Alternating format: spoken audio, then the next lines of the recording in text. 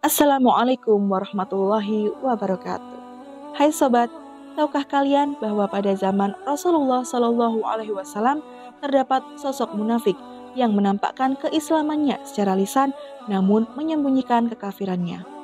Kisahnya tersebut menjadi salah satu penyebab turunnya suatu ayat dalam Al-Quran. Nah, kalian simak kisah dari sosok munafik tersebut dalam video berikut ini. Kata munafik secara bahasa bisa diartikan sebagai bagian dari penipuan, berbuat licik, dan menunjukkan perbuatan yang berbeda dari yang sebenarnya. Adapun ciri orang munafik dijelaskan secara umum dalam surah Al-Munafiqun ayat 4. Allah Subhanahu wa Ta'ala berfirman, وَإِذَا رَأَيْتَهُمْ تُعْجِبُكَ أَجْسَامُهُمْ وَإِنْ يَقُولُوا تَسْمَعْ لِقَوْلِهِمْ كأنهم خشب مسندة يحسبون كل صيحة عليهم هم العدو فاحذرهم قاتلهم الله أنى يؤفكون. Artinya, apabila engkau melihat mereka, tubuhnya mengagumkanmu. Jika mereka bertutur kata, kau mendengarkan tutur katanya dengan seksama karena kefasihannya, mereka orang munafik, bagaikan seonggok kayu yang tersandar. Mereka mengira bahwa setiap teriakan atau kutukan ditujukan kepada mereka. Mereka itulah musuh yang sebenarnya. Maka waspadalah terhadap mereka. Semoga Allah membinasakan mereka. Bagaimanakah mereka dapat dipalingkan dari kebenaran? Quran Surah Al-Munafiqun ayat 4. Nama lengkapnya adalah Abdullah bin Ubay bin Salul al-Ansori. Dia berasal dari Bani Auf, kabilah Khosroj. Pemimpin kabilah Khosroj pada masa jahiliyah. Inilah salah satu kabilah yang menampung dan menolong kaum muhajirin. Abdullah bin Ubay adalah orang yang dihormati secara luas oleh kaum jahiliyah. Dia memiliki kekayaan yang banyak sehingga disegani. Sebelum Rasulullah SAW hijrah, penduduk Madinah dan para pemuka masyarakat mengumpulkan batu marjan untuk dibuat mahkota bagi Abdullah bin Ubay dan mengangkatnya sebagai raja dan pemimpin mereka. Namun setelah Rasulullah SAW datang, banyak masyarakat menjauh dari sisi Abdullah bin Ubay, kemudian berpindah ke sisi Rasulullah SAW.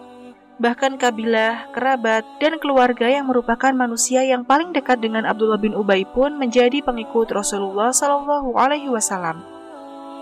Karena Abdullah bin Ubay tidak memiliki strategi untuk menghalanginya, dia menampakkan keislamannya dan menyembunyikan kekafirannya. Caranya itu diikuti oleh sejumlah pelayan dan budaknya yang sangat membutuhkan bantuan dan pemberiannya, serta oleh sekelompok orang yang hatinya telah dikunci mati oleh Allah Subhanahu wa Ta'ala. Dengan demikian, dia menjadi pemimpin bagi sekelompok manusia yang dikenal sebagai kaum munafik yang ikut mewarnai dunia Islam periode pertama. Abdullah bin Ubay mulai memusuhi Rasulullah SAW dengan cara-cara yang halus dan konspiratif. Ia sering menghasut, memfitnah, dan mengadu domba antara satu sahabat dengan yang lainnya, bahkan dengan Nabi Muhammad SAW sendiri. Di antara bukti kemunafikan Abdullah bin Ubay adalah melakukan propaganda dan mengajak mundur 300 orang dari pasukan Nabi Muhammad SAW pada saat perang Uhud. Ia juga menyebarkan fitnah keji bahwa Sayyidah Aisyah telah melakukan serong dengan Sofwan, berkonspirasi untuk membunuh Nabi Muhammad SAW dalam perang Zatul Riqa dan yang lainnya. Abdullah bin Ubay menyebarkan propaganda dan api kebencian terhadap kaum muhajirin di hadapan kelompoknya. Kata Abdullah bin Ubay, kaum muhajirin telah membenci penduduk Madinah dan banyak dari mereka yang bermukim di kota Madinah. Demi Allah, kita dengan mereka tidak lain kecuali seperti ungkapan, engkau menggemukkan anjingmu, lalu dia menerkammu. Demi Allah, kalau kita kembali ke Madinah, pastilah orang-orang mulia akan mengusir orang-orang hina. Kata Abdullah bin Ubay kepada kelompoknya. Perkataan Abdullah bin Ubay itu didengar Zaid bin Arqam. Zaid kemudian menyampaikan informasi itu kepada pamannya. Lalu pamannya itu melapor kepada Nabi Muhammad SAW. Di hadapan Nabi, Abdullah bin Ubay bahkan bersumpah bahwa dirinya tidak pernah mengucapkan hal itu.